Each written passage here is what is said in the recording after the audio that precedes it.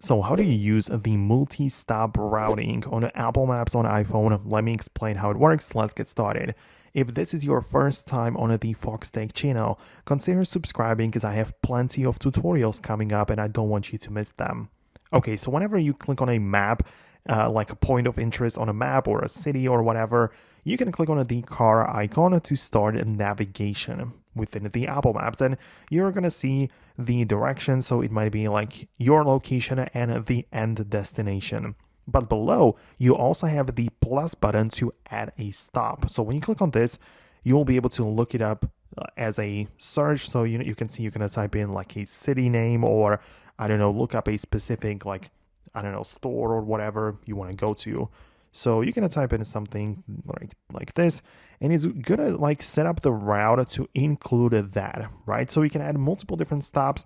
It's up to you, but the important part is that you can reorganize these stops like that. This is very important because the stop might be in the middle of the road, or at first you want to go to like the destination and then go to back to the stop, or however you want to like it, in which order doesn't matter, but the point is that you can reorganize it in here. So you'll be able to see like the time and the estimated time of arrival and all of that, but when you click on go, it will start the navigation in the order and through all of the stops which you have decided right now. So that's how you can use the multi-stop routing. Let me know if you managed to set it up on your device.